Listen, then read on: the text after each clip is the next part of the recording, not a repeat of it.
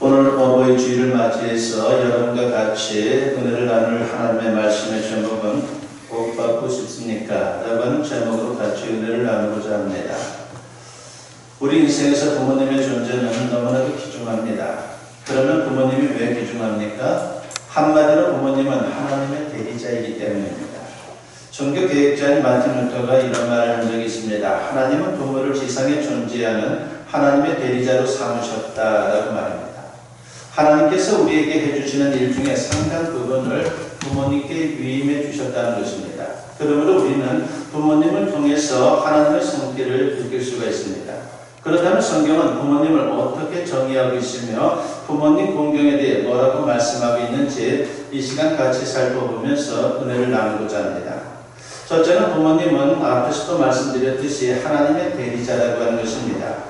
하나님은 우리에게 생명을 주시되 부모님을 통해서 주셨습니다. 내가 아무리 잘났어도 부모님의 도우심이 없었다면 결코 세상에 태어나지 못했을 것입니다. 그러므로 생명은 내 것이 아닙니다. 하나님께서 부모님을 통해 내려주신 은총이다라고 말할 수가 있습니다. 그런 점에서 부모님은 나에게 생명을 주신 하나님의 대리자라고 말할 수가 있는 것이죠. 하나님은 우리의 삶을 직접 보살펴 주지만은 상당 부분은 부모님께 위임하여 돌보도록 그렇게 하고 있다라고 하는 것입니다.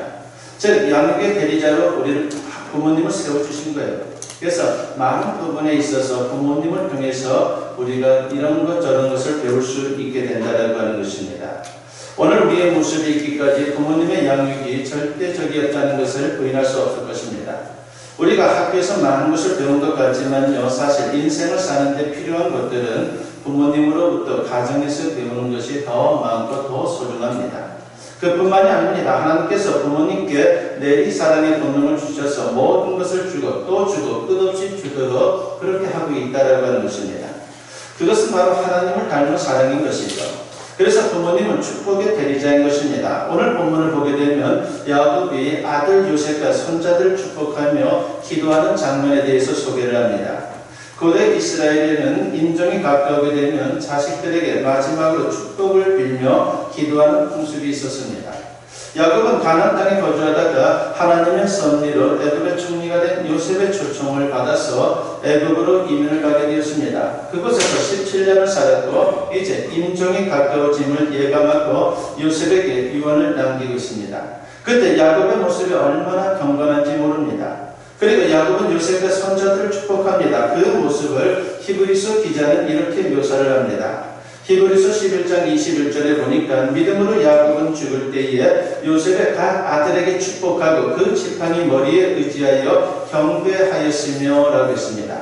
이 모습이 창세기 48장에 기록되어 있습니다. 야곱이 축복하기 전에 먼저 뭐라고 말합니까? 창세기 48장 5절에 보니까 내가 애굽으로 와서 네게 이르기 전에 애굽에서 네가 낳은 두 아들 에브라임과 므낫세는 내 것이라. 르우벤과 시므온처럼 내 것이 될 것이요 라고 했습니다. 무슨 말입니까? 요셉의 두 아들 에브라임과 므낫세, 즉 손자들을 양자로 삼겠다는 그런 말인 것이죠. 이유가 무엇입니까? 요셉이 이스라엘을 애굽으로 초청하고 부양함으로 큰 공을 세웠기 때문입니다.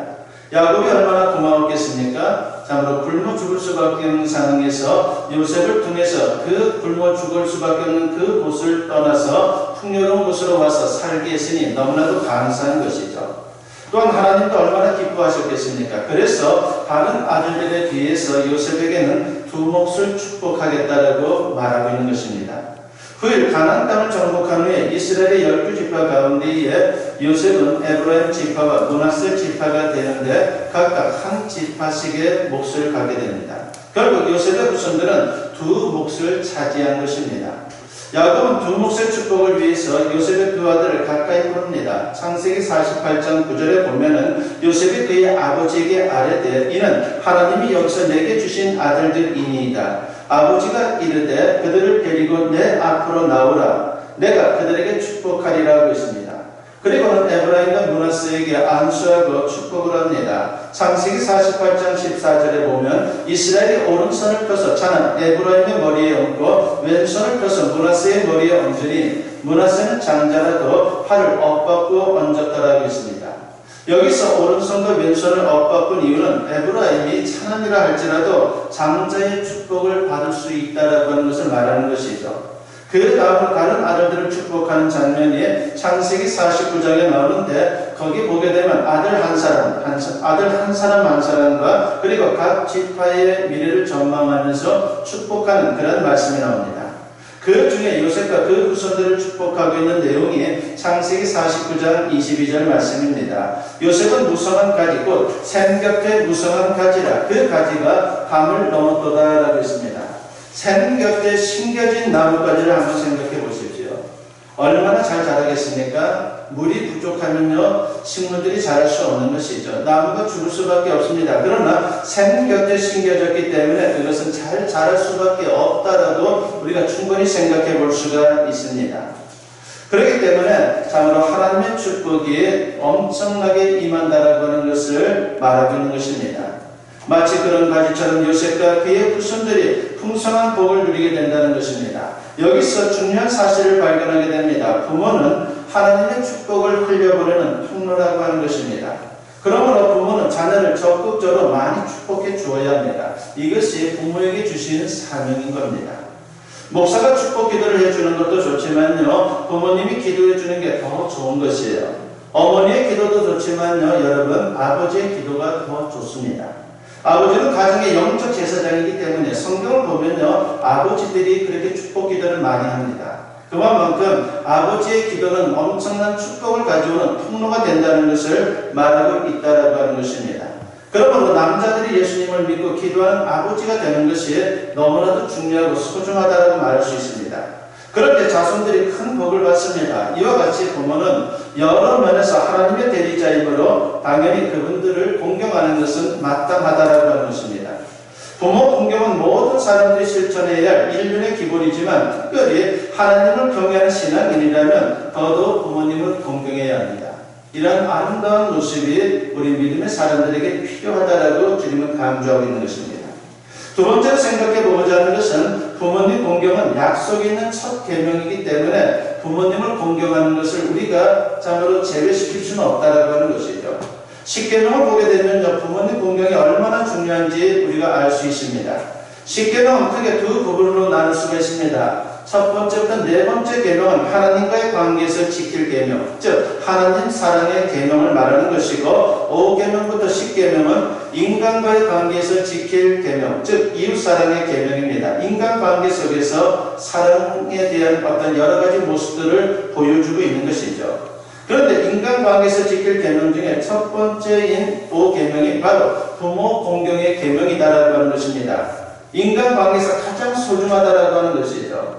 바로 그런 순서로서 우리가 십계명을 볼 필요가 있는 것입니다. 신명기 5장 16절에 보면은 너는 네 하나님 여호와께서 명령한 대로 내 부모를 공경하라. 그리하면 네 하나님 여호와가 네게 준 땅에서 내 생명이 길고 복을 누리리라고 했습니다. 5계명의 특징은 축복의 약속이 붙어있다는 것입니다. 그만큼 하나님이 5계명을 중시하고 있고 그렇게 사는 사람들에게 복을 주신다라고 약속하고 있는 것이에요. 특히 세상 사는 동안 형통하고 장수한 복을 주신다라고 약속합니다. 그냥 마냥 오래 사는 것이 아니라 건강하게 지혜롭게 오래 살도록 주님께서 은혜를 내려주는 겁니다. 그래서 사도 바울은 5계명을 풀어서 이렇게 설명을 합니다. 에베소서 6장 1절 말씀부터 3절에 보니까 자녀들아 주 안에서 너희 부모에게 순종하라. 이것이 옳으니라. 네 아버지와 어머니를 공경하라. 이것은 약속 있는 첫 계명이니 이로써 네가 잘되고 땅에서 장수하리라고 했습니다. 약속이 있는 첫 계명이란 가장 중요한 계명이다라고 하는 것을 말합니다. 그래서 5계명을 잘 지키지 않으면 반대로 큰 저주가 임한다라고 하는 것을 우리에게 말하고 있는 것이죠. 하나님께서 성경 곳곳에서 경고하실 정도로 부모님 공경을 하지 않으면 저주가 임한다라고 그렇게 강조합니다. 성경의 인물들을 보게 되면 이런 원리가 그대로 적용되고 있다는 것을 우리가 확인할 수 있습니다. 부모님을 공경한 사람들은 반드시 축복을 받고 반대인 경우는 반드시 저주를 받는 인생들이 되었다는 것입니다. 이삭이나 요셉 같은 유자는 복을 받았습니다. 그러나 부모를 거역한 사람들은 저주를 받았습니다. 그 중에 한 사람을 들라고 하면요, 다윗의 아들인 압살롬을 들 수가 있을 것입니다. 그는 아버지 다윗의 속을 엄청 썩였습니다. 나중에는 반역을 일으키게 되죠. 그러면서 아버지의 왕위까지 찬탈하는 그러한 아주 도저히 있을 수 없는 일을 행했습니다. 노구를 이끌고 궁궐에서 쫓겨나는 다윗의 모습을 한번 생각해 보십시오. 얼마나 불쌍한지 모릅니다. 하지만 이야기는 거기서 끝나지를 않고 있습니다. 하나님이 살아계신데 어떻게 그럴 수 있겠습니까? 압살롬은 승승장구할 것 같았지만은 전쟁터에서 노새를 타고 달리다가 평소 그렇게 자랑하던 긴 머리털이 나뭇가지에 걸리면서 대롱대롱 나뭇가지에 매달린 상태로 있었습니다. 그러다가 요압 장군이 칼을 휘둘러서 그 자리에서 죽고 말았습니다. 불효자는 그 말로가 비참할 수밖에 없다라고 하는 것입니다. 그러므로 부모 공경은 인생의 축복과 저주를 좌우하는 중요한 원리 중에 하나라고 하는 것을 우리 믿음의 사람들은 꼭 기억해야 합니다. 부디 부모님을 잘 공경함으로 하나님 앞에서 칭찬받고 축복의 인생을 살 수 있는 우리 모두가 되었으면 합니다. 세 번째로 그래서 우리가 어떻게 부모님을 공경해야 하는지에 대해서 한번 생각해 볼 필요가 있습니다. 구체적으로 어떻게 부모님을 공경해야 합니까? 부모님의 은혜에 감사하고 부모님을 존경하고 그리고 부모님을 봉양하고 부모님 말씀에 순종하는 것이 우리에게 필요한 겁니다. 요셉은 훌륭한 신앙인이면서 특히 부모님을 공경하는 면에서 너무나도 탁월했습니다. 요셉은 당시 애굽의 총리로 대단한 위치에 있었습니다. 그런데도 아버지를 대하는 그의 모습은 얼마나 순수한지 모릅니다. 그는 아버지 은혜에 감사하는 사람이었습니다. 성경에 보면요, 아버지 야곱은 실수가 많은 사람이에요. 다만 믿음의 사람이라 할지라도 너무나도 실수가 많죠. 일부 다체의 죄를 저질러서 집안이 늘 갈등의 불화로 시끄러웠습니다. 그래서 요셉에게는 어머니가 4명이나 있었습니다. 그리고 이후 형들이 10명이나 되었습니다. 자신과 동생 베냐민은 11남, 12남이라고 그 밑으로 있다 보니까 늘 치여 살았습니다. 물론 아버지가 그를 감싸고 사랑해 줬지만은 그 편애로 인해서 오히려 형들에게 미움을 받는 신세가 되었습니다. 그러던 중에 아버지 심부름으로 형들이 일하는 들판에 갔다가 어떤 일을 겪습니까? 형들에 의해서 애굽으로 노예로 팔려갔습니다. 갑자기 부잣집 귀염둥이가 노예로 전락했으니까 얼마나 힘들었겠습니까? 형들도 아버지도 원망스러웠을 것입니다. 그러나 그 모든 원망들을 접고 그는 신앙으로 그 모든 어려움들을 이겨냈습니다. 다 용서하고 오히려 그 가운데 역사하신 하나님의 섭리에 감사하는 모습을 그는 보입니다. 자식으로서 부모님 은혜에 감사하는 것은 너무나도 당연합니다. 그런데 적잖은 사람들이 감사 대신 원망하며 사는 경우가 의외로 많습니다. 그 이유는 부모님께 입은 상처 때문입니다. 사람은 살면서요, 먼 사람에게 상처를 입는 게 아니죠. 가까운 사람들에게 많은 상처를 입힙니다. 그 중에 가족에게 입는 상처는 너무나도 치명적이라고 하는 것입니다. 특히 부모님께 입는 상처는 평생 큰 고통이 됩니다. 그런데 부모님께 상처를 입는 것은 오해 때문인 경우가 의외로 많아요. 오해가 생기는 겁니다. 부모치고 자식을 사랑하지 않는 분이 어디 있겠습니까? 다만 사랑을 잘못 표현해서 오해가 되고 상처가 되는 그런 일들이 참 많습니다. 물론 그 중에는 정말 부모가 잘못한 경우도 있습니다. 그러나 부모님을 이해하고 용서하고 더 나아가 억지로라도 감사해야 합니다. 그래야 내가 사는 거예요. 내가 살기 위해서라도 부모님께 우리가 공경하고 감사하는 마음을 가져야 되는 겁니다. 앞서 말씀드린 대로 부모님은 축복의 대리자이기 때문입니다. 하나님과의 관계가 원망이나 증오로 막히게 되면요, 하나님의 축복을 제대로 받을 수 없습니다. 그러므로 어떤 경우에도 우리가 하나님과의 관계를 생각해 보면서 부모와의 관계도 한번 생각해 볼 필요가 있는 거죠. 하나님과의 관계가 막히면 축복을 받을 수 없듯이 하나님의 대리자인 부모님과의 관계가 막히게 되면요, 축복을 받을 수 없습니다. 그러므로 어떤 경우에도 부모님을 이해하고 용서하고 감사할 수 있는 그러한 신앙을 가져야 합니다. 오늘 본문을 보게 되면요, 당시 요셉의 나이는 대략 50대 중반쯤으로 되는 것으로 보입니다. 게다가 애굽의 총리, 그것도 실세 총리였습니다. 그런데 아버지 앞에서 마치 어린아이 같은 모습을 보입니다. 아버지의 병환 소식을 듣고 득달같이 두 아들을 데리고 찾아가는 그 모습을 한번 보십시오. 창세기 48장 1절에 보면은 이 일 후에 어떤 사람이 요셉에게 말하기를 네 아버지가 병들었다 하므로 그가 곧 두 아들 므낫세와 에브라임과 함께 이르니라고 했습니다. 또 아버지가 손자들에게 축복 기도해 주겠다라고 하니까 얼마나 감격해 하는지 모릅니다. 그러면서 넙죽절하는 모습을 보십시오.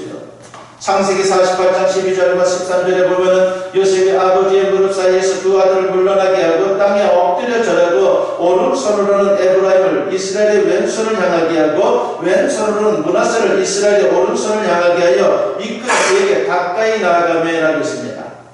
하나님 아버지가 축복해 준다니까, 자기 아들들에게 축복해 준다니까는 그걸 너무나도 소중히 여기고 있다라고 하는 것입니다.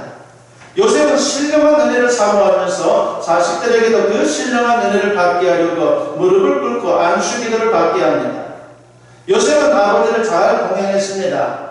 흉년으로 고통받던 아버지와 그리고 형제들을 애굽으로 초청해서 모든 생활을 책임졌습니다. 국사로 바쁜 중에도 틈틈이 아버지를 찾아뵙고 병문안을 합니다. 야곱이 죽은 후에 장례를 치르는 장면은 정성을 넘어서 장엄하기까지 합니다. 어떻게 이렇게 장례를 잘 치를까? 창세기 50장 1절부터 8절 3절에 보면요, 요셉이 그의 아버지 얼굴에 굽으려 울며 입맞추고 그 수종들은 의원에게 명하여 아버지의 몸을 향으로 처리하게 하며 의원이 이스라엘에게 그대로 하되 40일이 걸렸으니 향으로 처리하는 데는 이 날수가 걸림이며 애굽 사람들은 70일 동안 그를 위하여 곡하였더라고 했습니다. 고대 이집트에서는요, 왕이나 귀족들의 경우에 시신을 그냥 바로 묻는 것이 아니죠. 미라로 처리를 합니다. 바로 야곱의 경우도 그렇게 미라로 처리를 한 겁니다. 국정으로 치르게 되었는데 무려 70일장이었습니다. 그뿐만이 아닙니다. 요셉에게 가장 귀한 모습은 야곱 사후에 나타납니다. 평소에도 아버지의 말씀에 항상 순종하던 그는 형제들에게 어떻게 대합니까? 이제 아버지가 안 계시니까 과거의 원한으로 인해서 형제들에게 보복할 수 있는 그런 상황입니다. 그러나 형들과 조카들까지 다 챙기겠다며 위로합니다. 아버지의 뜻을 받드는 아름다운 모습이에요.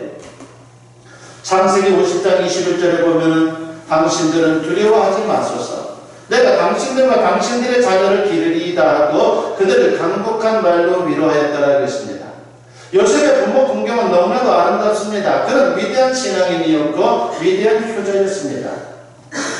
바로 자신에게 원하는 마음의 상처를 준 그런 형제들까지도 다 품는 그런 마음으로 아버지를 대했고 그리고 신앙인다운 모습으로 세상을 사는 것이죠.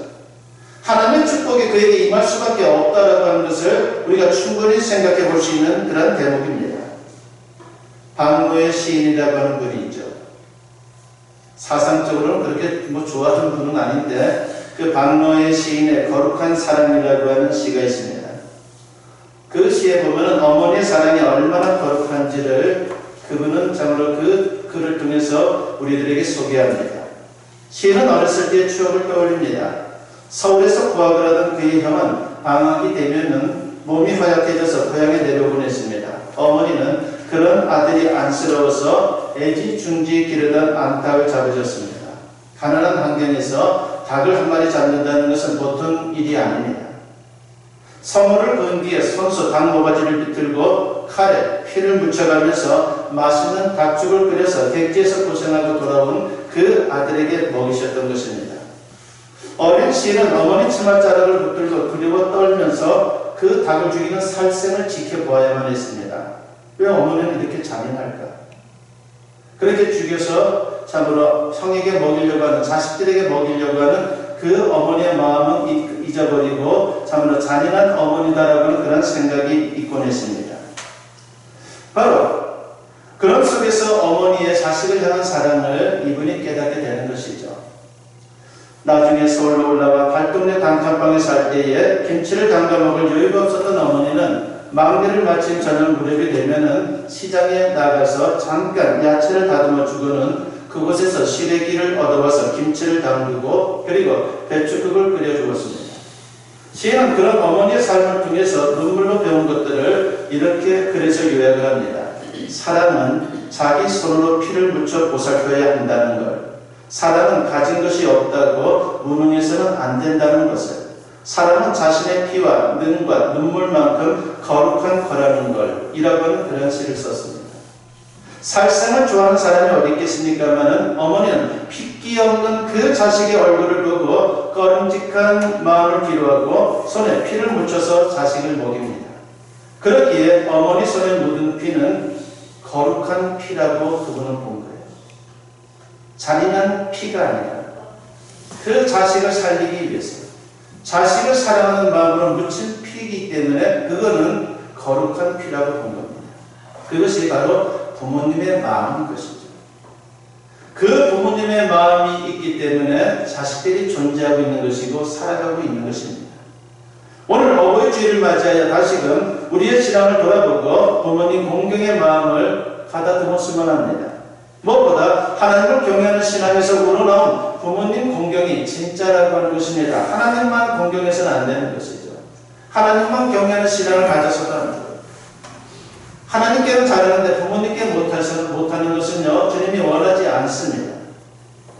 바로 우리가 하나님을 경외한다면 진짜 부모님을 공경할 때 그것이 진짜 하나님의 사람이고 주님의 기쁨이 되는 인생입니다.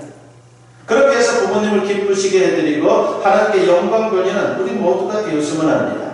그러면 하나님께서 오늘 말씀에서 약속한 대로 여러분을 축복하실 것이고 그리고 자자손손 복 주실 것입니다.